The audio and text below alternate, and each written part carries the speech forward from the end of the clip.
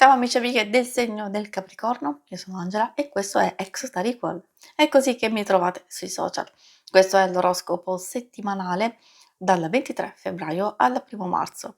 Prima di iniziare vi ricordo che è una stesa generica, prendete solo ciò che vi risuona e se volete potete integrarla col vostro ascendente.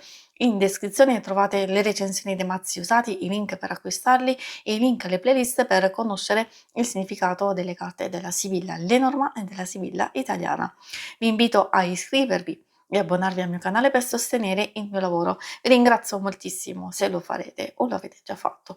E adesso partiamo con la lettura. Andiamo a vedere innanzitutto come andrà la vostra settimana, le energie principali, i segni zodiacali da attenzionare, e poi vedremo l'amore, il lavoro e le finanze. Allora, come prima indicazione troviamo la luna. La luna può portare sia situazioni, influenze esterne non tanto positive, perché sappiamo benissimo che tante cose non dipendono da noi e allora quindi emotivamente possiamo sentirci un po' confusi, un po' scombussolati, quindi se magari alcune cose sappiamo già di dover aspettare o di trovare il momento giusto di intervenire, almeno cercare a livello interiore, diciamo personale, di gestire emotivamente le cose in un modo da non lasciarci surclassare da queste emozioni. Poi effettivamente ha a che fare anche con emozioni altalenanti riguardo le relazioni o una in particolare dove si è particolarmente confusi. E quindi cose positive, un po' di incertezza, magari c'è bisogno di comprendere meglio alcune cose. Magari sono proprio quei ricordi del passato, quelle esperienze già vissute che ci mettono nelle condizioni di avere dei dubbi e delle perplessità sul nostro futuro, sempre che riguarda cose strettamente personali o anche una o più relazioni importanti. Il giglio però porta chiarezza e risultati, quindi vuol dire che in qualsiasi cosa stiamo facendo, probabilmente ci sono ottime probabilità di far funzionare le cose nel verso giusto.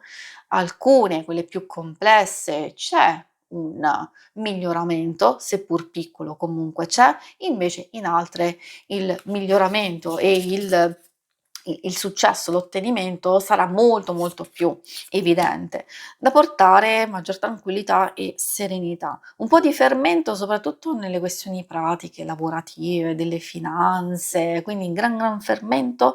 Cosa vuol dire?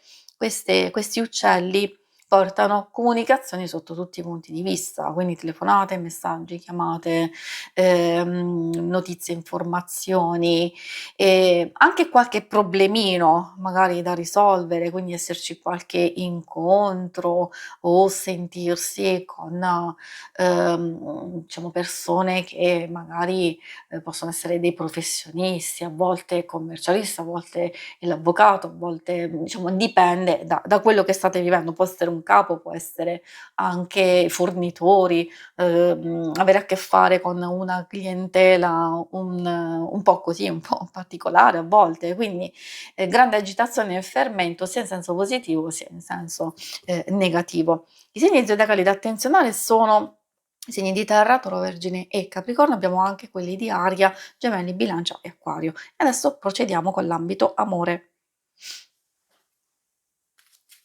Ambito amore, coppia single, ma chi non dovesse essere interessato, ovviamente alcune informazioni possono collegarsi anche alle relazioni più importanti di amicizia e famiglia.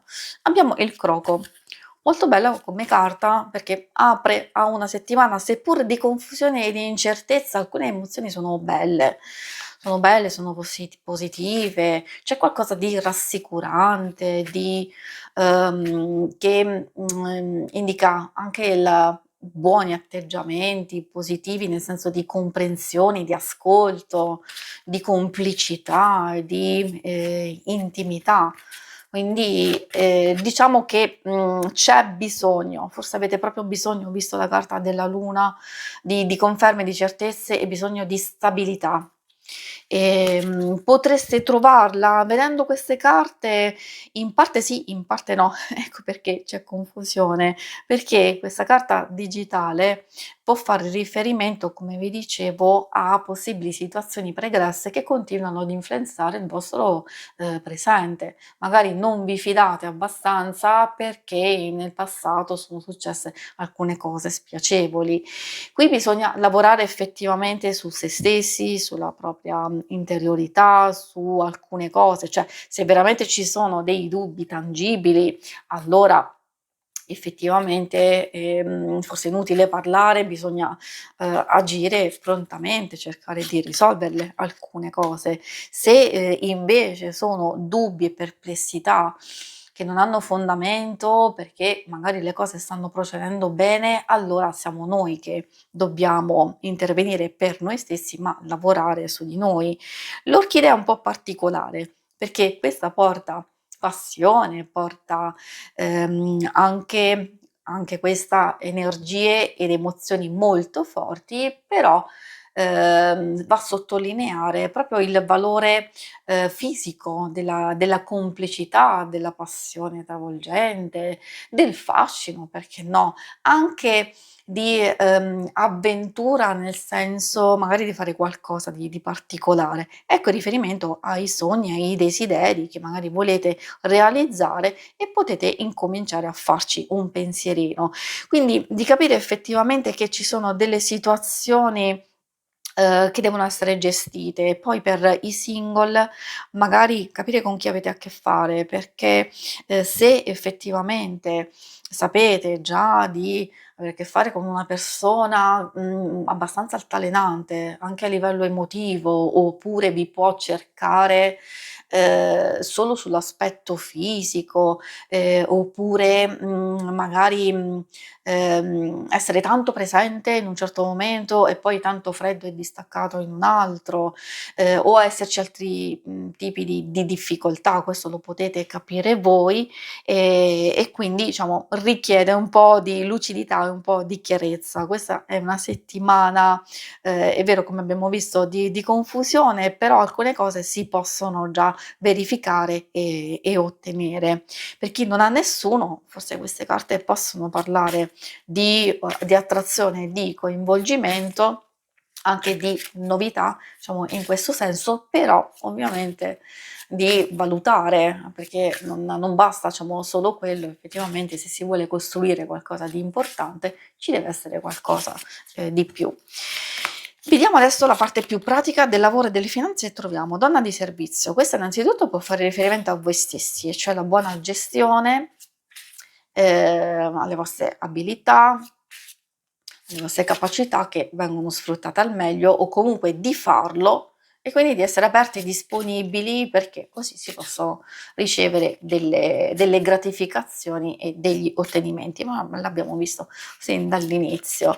Arrivare anche, possono arrivare anche delle ricompense e dei risultati, soprattutto in quelle situazioni, difficili che state vivendo, che vi state portando dietro da un po' di tempo. Il vedovo può indicare la conclusione di una situazione dolorosa o situazione che avete dovuto per forza, diciamo, accettare pur di chiudere una faccenda che è stata estenuante. A volte si deve purtroppo andare incontro a una specie di compromesso, non tanto positivo, però lo si deve fare per se stessi, per il proprio bene e soprattutto per andare a chiudere quelle vecchie situazioni che magari veramente sono diventate troppo pesanti per voi e ne trarrete vantaggio.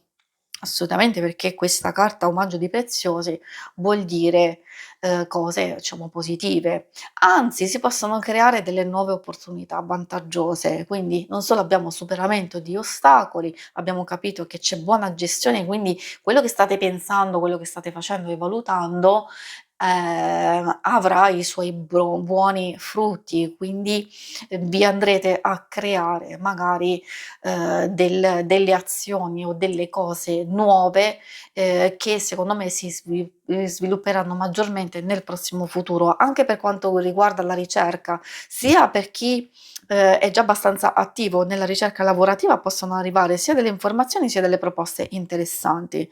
Altrimenti se rimanete concentrati proprio sull'ottenere quello che state desiderando, probabilmente siete nella fase giusta, nel percorso giusto, dovete solo continuare a procedere in questo modo. Si conclude qui la lettura, vi ringrazio per avermi seguita, se volete in alto a destra trovate il logo per iscrivervi al canale, mentre in basso trovate le schermate per vedere il vostro oroscopo mensile e lunare quindicinale. Alla prossima, vi auguro una buona settimana, ciao!